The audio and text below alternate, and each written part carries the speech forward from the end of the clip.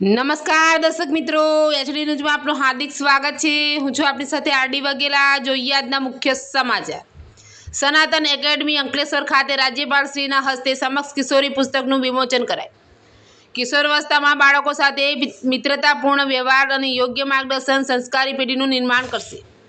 રાજ્યપાલશ્રી આધુનિકતાની સાથે માતૃદેવો ભવ પિતૃદેવો ભવના મૂળ સંસ્કારો જાળવી રાખવા જરૂરી। રાજ્યપાલશ્રીના સનાતન ઇન્ટરનેશનલ એકેડમી ભરૂચ મંગળવાર ખાતે વિદ્યાભારતી પરિવાર દ્વારા સમસ્ત કિશોરી પુસ્તક વિમોચન કાર્યક્રમ રાજ્યપાલશ્રીના આચાર્ય દેવવ્રતજીના ઉપસ્થિતિમાં યોજાયો હતો। કાર્યક્રમના પ્રારંભે રાજ્યપાલશ્રીનું બેન્ડની મધુર સુરાવલી સાથે ગાર્ડ ઓફ ઓનર આપીને બહુમાન કરવામાં આવ્યું હતું। ત્યારબાદ ઉપસ્થિત મહાનુભાવો દ્વારા પુષ્પગુચ્છ અર્પણ કરી રાજ્યપાલશ્રીનું ભાવભીનું સ્વાગત કરાયું હતું। આ પ્રસંગે રાજ્યપાલશ્રી તથા મહાનુભાવો નવરત હસ્તે કિશોરીઓના શારીરિક માનસિક બૌદ્ધિક સામાજિક અને આધ્યાત્મિક વિકાસ તેમજ સમાજ માટે માર્ગદર્શન બનનાર સમક્ષ કિશોરી પુસ્તકનું વિમોચન કરવામાં આવ્યું હતું। આ પ્રસંગે રાજ્યપાલશ્રીના આચાર્ય દેવવ્રતજીએ ઉપસ્થિતોને સંબોધતા કહ્યું હતું કે આપ સૌની સમક્ષ સંસ્કાર શિક્ષણ અને બાળ ઉછેર જેવા ગંભીર અને મહત્વપૂર્ણ વિષય ઉપર વિચારો વ્યક્ત કરવાનો આજે અવસર માણ્યો છે। ભારતીય સંસ્કૃતિમાં પ્રાચીન સમયથી 16 સંસ્કારો દ્વારા વ્યક્તિત્વનું ઘડતર અને બાળકને ગુંદર બનાવવાની પરંપરા રહી છે। વિદ્યા એ સાચું શિક્ષણ છે જે મનુષ્યને તમામ દૂષણોમાંથી મુક્તિ અપાવે।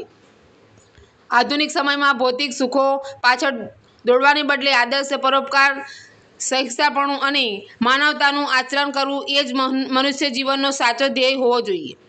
વર્તમાન સમયના પડકારો અંગે ચિંતા વ્યક્ત કરતા તેમણે ઉમેર્યું હતું કે માતા કે બાળક નિર્માતા છે, માત્ર જન્મ આપવાથી માતાની જવાબદારી પૂર્ણ થતી નથી। કિશોરાવસ્થા એવો તબક્કો છે જ્યાં બાળકો બુદ્ધિ કરતાં હૃદયથી વધુ નિર્ણયો લે છે અને ડિજિટલ દુનિયાની કાલ્પનિક બાબતોને સાચું જીવન માની બેસે છે।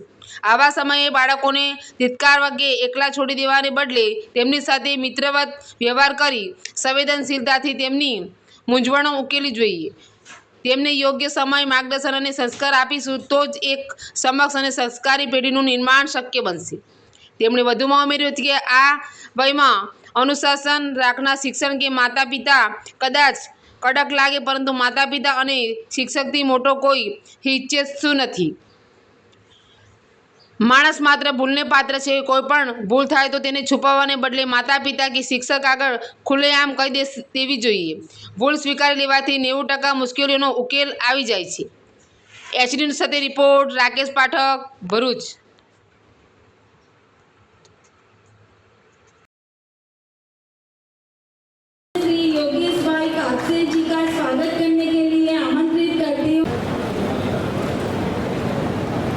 यार साहेब साहेब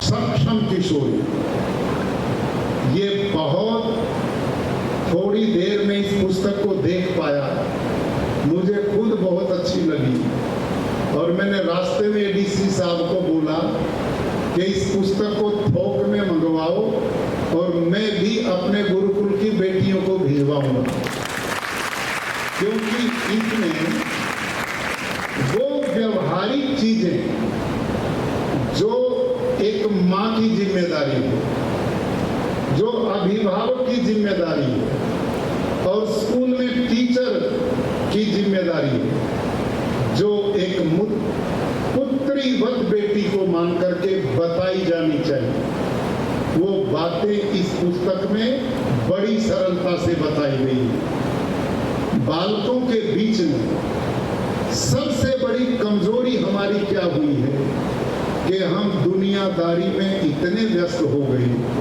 कि बच्चों को समय नहीं दे पाते। जितना समय बच्चों को मिलना चाहिए उसका अभाव हो गया। माँ ने बालक से बचने का बहुत बढ़िया तरीका मिल गया, मोबाइल पकड़ा देती, बस इसमें उलझारों में अपना काम करती। थोड़ा बहुत समय बचता वो अपने आप टीवी की ओर बढ़ जाता, बाकी दूसरे काम होते हैं। तो बालक का निर्माण उसे जन्म दे करके केवल बड़ा करना नहीं होता, माता निर्माता भवति।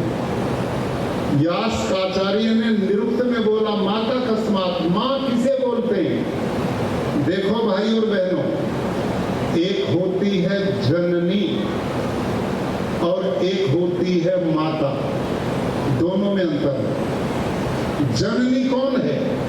जो बच्चे को जन्म देती है। जननी गाय भी है, जननी भैंस भी है, जननी घोड़ी भी है, जननी और प्राणियों की माताएं भी हैं, वो जननी है।